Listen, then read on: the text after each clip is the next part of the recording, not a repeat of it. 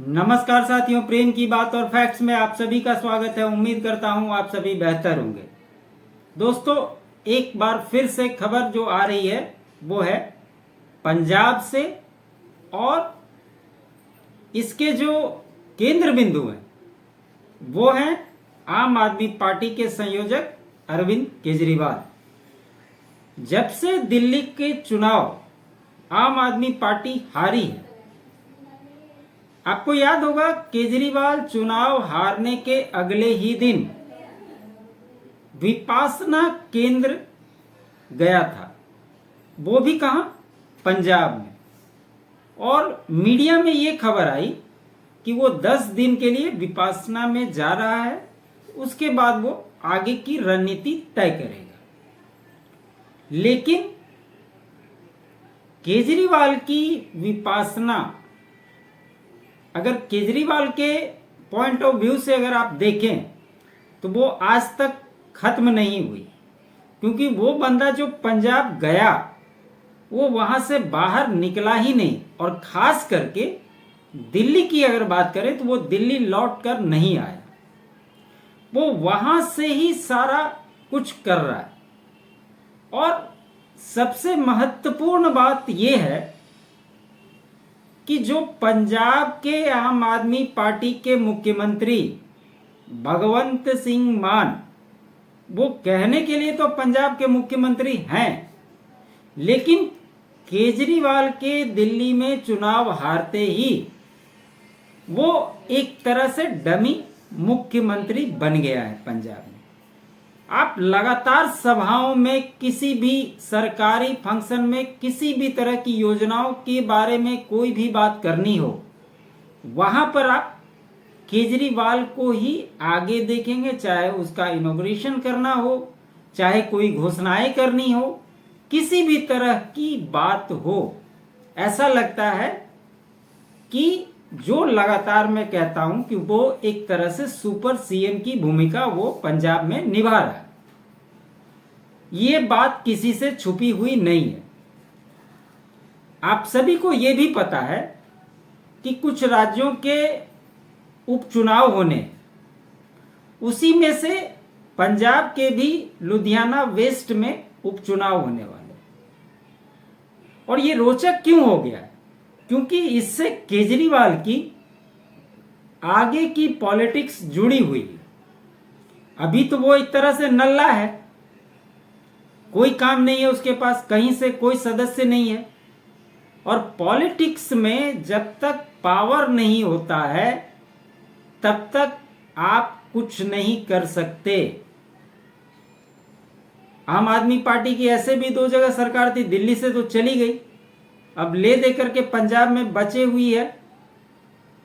तो जो भी कुछ हो सकता है वो पंजाब से हो सकता है।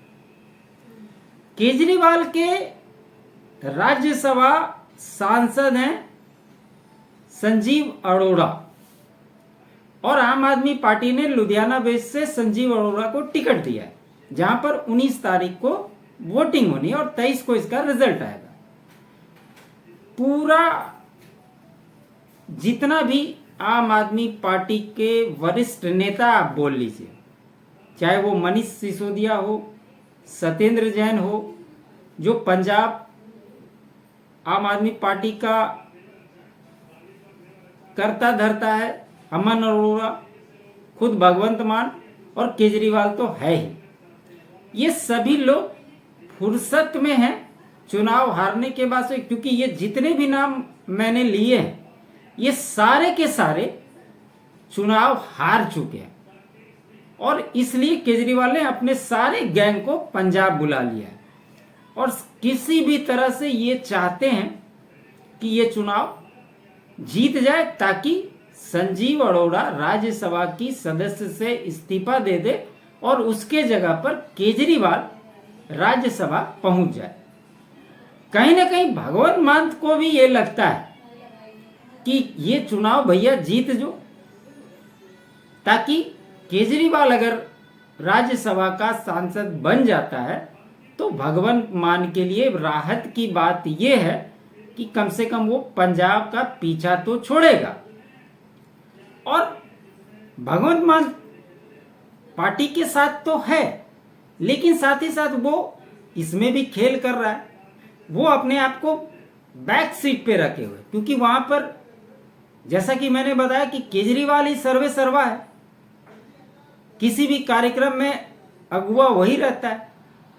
तो भगवंत मान ने भी छोड़ दिया है कि आप संभालो, मैं तो ऐसे ही। तो क्या कुछ हुआ, इसी के बारे में आज बात करने वाले। एक आम आदमी पार्टी की महिला मोर्चा की प्रदेश अध्यक्ष है प्रीति मल्होत्रा। उन्होंने अपने ही पार्टी के विरुद्ध मोर्चा खोल दिया, अपने पार्टी के खिलाफ प्रदर्शन कर रही थी, इसके वजह से उसको पार्टी से बाहर निकाल दिया। दिल्ली से चल रही है पंजाब की सरकार, ये उन्होंने आरोप लगाया। प्रीति मल्होत्रा पंजाब में आम आदमी पार्टी की महिला मोर्चा की मुखिया है। उन्होंने पत्रकारों से बात करते हुए सीधे तौर पर इल्जाम लगाया कि राज्य की सरकार पंजाब से नहीं बल्कि दिल्ली से चल रही है।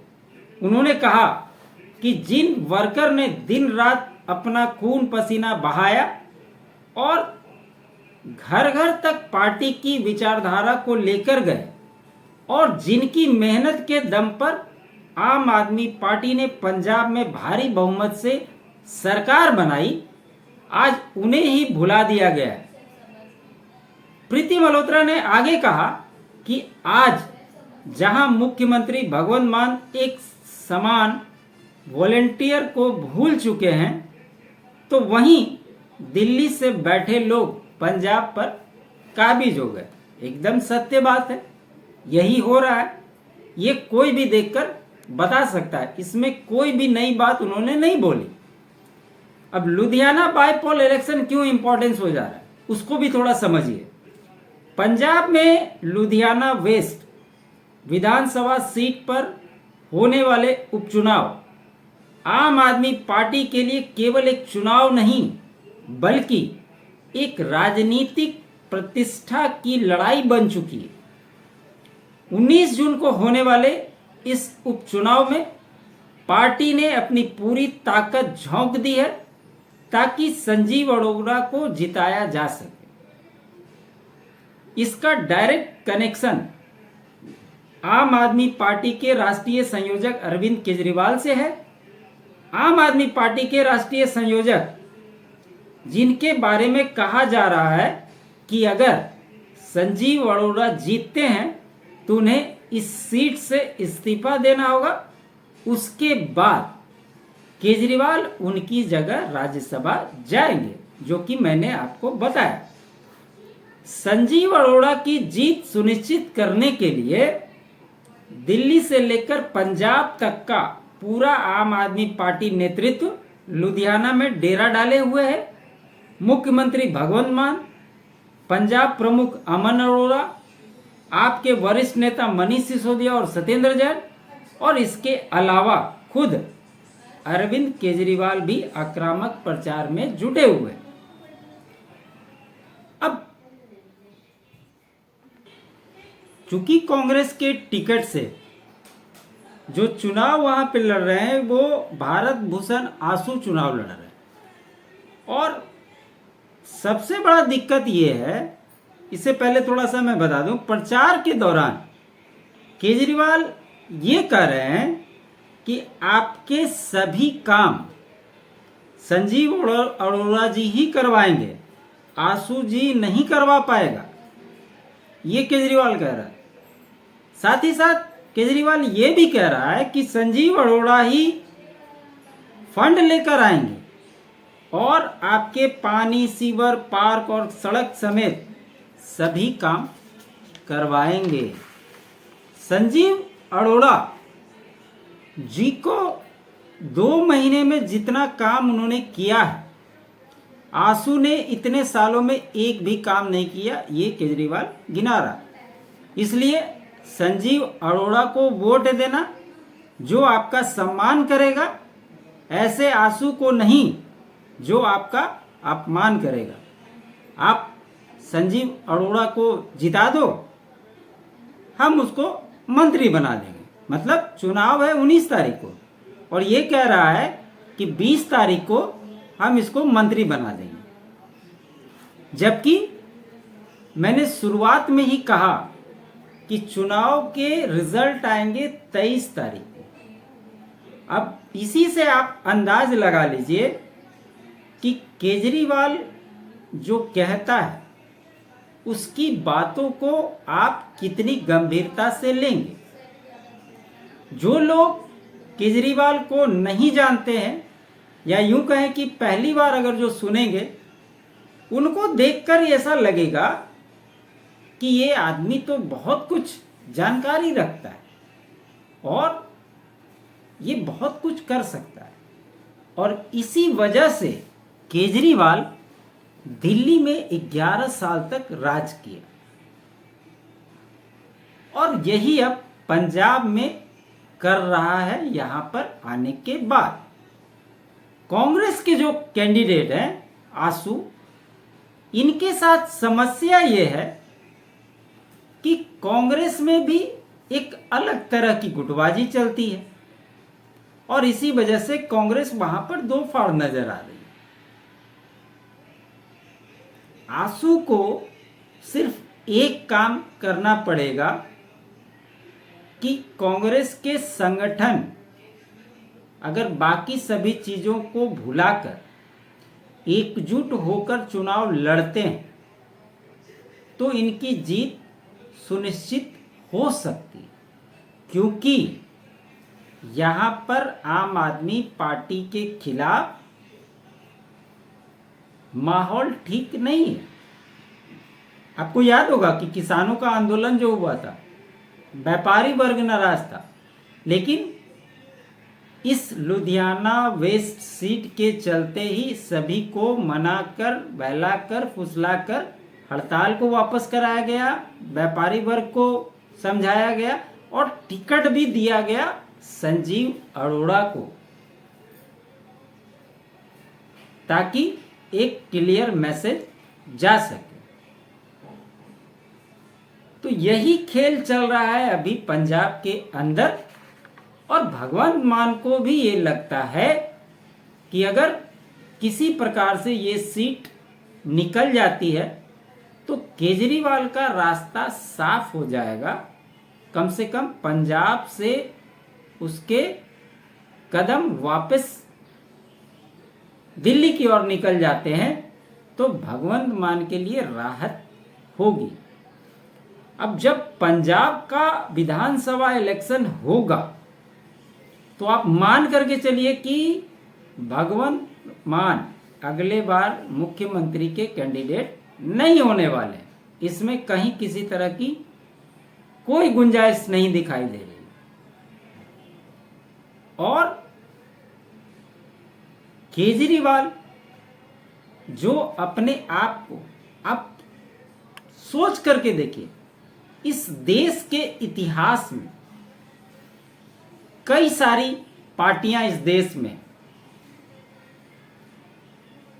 उनके प्रेसिडेंट, उनके कर्ता धर्ता, जिनके ऊपर उन पार्टी की पूरी कार्यशैली टिकी होती है, क्या आपने उनमें से किसी को ऐसा देखा है कि उस पार्टी की सरकार बनने के बाद कोई भी फैसले उस पार्टी का जो राष्ट्रीय अध्यक्ष है वो लेगा? वो किसी भी कार्यक्रम में जाएगा तो उसका फीता काटेगा, या कोई घोषणा करनी होगी तो वो करेगा? ये सिर्फ ये नटवर लाल ही कर सकता है। दूसरा आपको इस देश की धरती पे कोई नेता नजर नहीं आएगा जो इस तरह की राजनीति करता हो। और केजरीवाल तो इसमें उस्ताद आदमी है। इसी वजह से ये पूरा नाटक किया जा रहा है।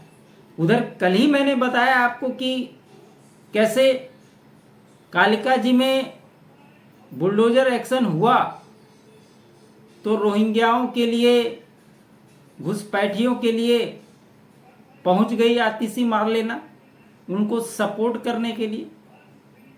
और केजरीवाल ने भी ट्वीट किया कि मैंने कहा था बीजेपी आपके घरों को तोड़ देगी।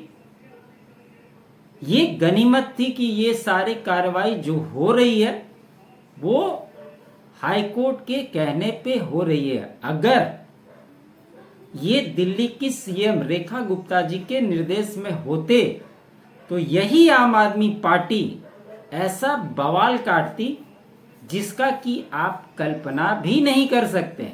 ये ऐसी पार्टी है। तो खबर यही थी दोस्तों। वो उम्मीद करता हूं आपको मेरा ये विश्लेषण अच्छा लगा हो। अच्छा लगे तो लाइक जरूर कीजिएगा, अधिक से अधिक शेयर कीजिएगा। चैनल पे नए हैं तो चैनल को सब्सक्राइब कर लीजिएगा। साथ ही साथ मेरे अल्टरनेट चैनल फैक्ट्स को भी आप सपोर्ट कीजिए। साथ ही साथ चैनल के लिए आप अपना कंट्रीब्यूशन भी दे सकते हैं, QR कोड स्कैन कर सकते हैं, ज्वाइन बटन ले सकते हैं। बाकी डिटेल आपको डिस्क्रिप्शन में भी मिल जाएंगे। आप सभी का बहुत बहुत धन्यवाद। जय हिंद, जय भारत।